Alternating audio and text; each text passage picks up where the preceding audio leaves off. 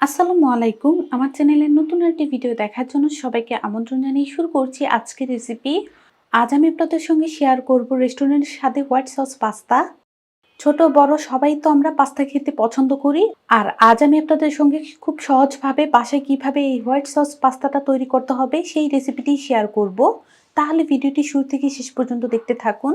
পাস্তাটা রান্না করার জন্য এখানে আমি 2 কাপ পরিমাণ পাস্তা নিয়েছি। এখন এই পাস্তাগুলো আমরা সেদ্ধ করে নিচ্ছি। পাস্তাগুলো সেদ্ধ করার জন্য চুলার মধ্যে একটা কড়াই বসিয়ে পর্যাপ্ত পরিমাণ পানি দিয়ে দিলাম। তারপর এখানে 1 চামচ পরিমাণ লবণ দিয়ে দিব। সাথে দিয়ে দেব 1 টেবিল চামচ পরিমাণ রান্নার রেগুলার তেল।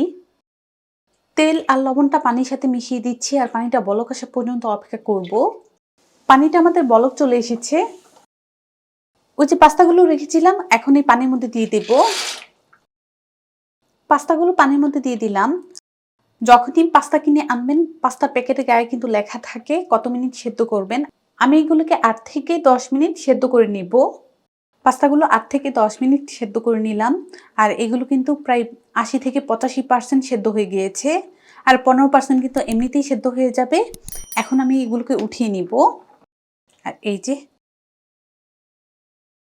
সেদ্ধ করা পাস্তা প্লেটের মধ্যে এভাবে ছড়িয়ে দিয়েছি। এই পাস্তাগুলো কিন্তু ঠান্ডা পানি দিয়ে একদমই ধুবেন না। যে 15% সেদ্ধর বাকি আছে এটা কিন্তু এমনিতেই সেদ্ধ হয়ে যাবে। আর পাস্তা যদি ঠান্ডা পানি দিয়ে ধুয়ে ফেলেন তাহলে কিন্তু পাস্তার টেস্টটা নষ্ট হয়ে যাবে।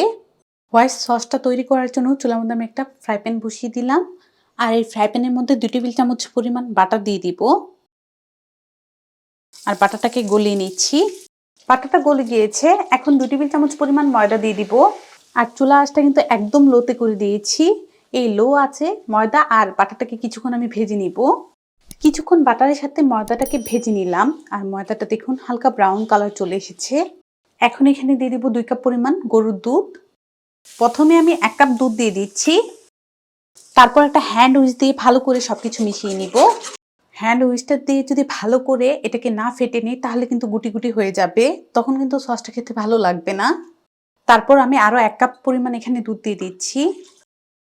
ভালো করে আমি সবকিছু মিশিয়ে নিয়েছি। চুলার আঁচ মিডিয়াম রেখে কিছুক্ষণ এভাবে এটাকে রান্না করে নিব।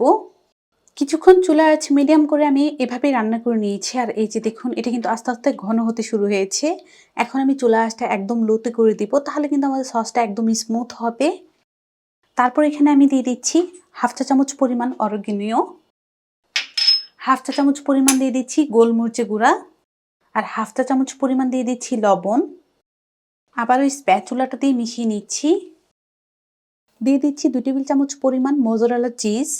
এই চিজটা দিলে কিন্তু খেতে ভালো লাগবে। কারো হাতের কাছে যদি থাকে তাহলে দিয়ে দিবেন আর না থাকলে এটা স্কিপ করে নিলেও হবে। চিজ দিয়ে ভালো করে স্প্যাচুলাটা দিয়ে মিশিয়ে নিচ্ছি। আর দেখুন আস্তে আস্তে কিন্তু এটা ভারী হতে শুরু হয়েছে। চুলার আঁচ লোতে রেখে আরও কিছুক্ষণ আমি এটাকে রান্না করে নিয়েছি। আর এই যে সসটা কিন্তু আমাদের রেডি। সসের কনসিস্টেন্সিটা আমি আপনাদেরকে দেখিয়ে দিই। এখন আমি চুলাটা বন্ধ করে দিচ্ছি।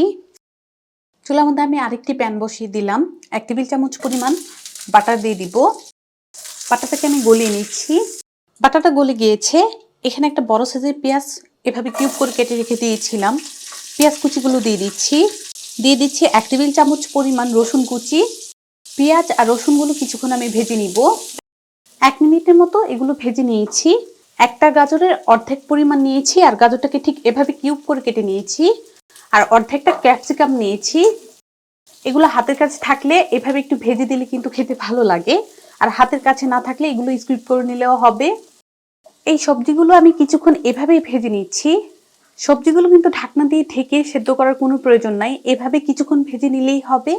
কিছুক্ষণ সবজিগুলো ভেজে নিলাম। এখন আমি চুলাটা বন্ধ করে দিব। এই হোয়াইট সসের মধ্যে এখন পাস্তা দিয়ে দিব। দেখুন পাস্তাগুলো তেল দিয়ে সিদ্ধ করার কারণে একটার সাথে কিন্তু একটা লেগে যায় নাই। সসের মধ্যে পাস্তা দিয়ে দিচ্ছি। পাস্তাগুলো দিয়ে দিলাম। ভেজে রাখা সবজিগুলোও সাথে দিয়ে দিব।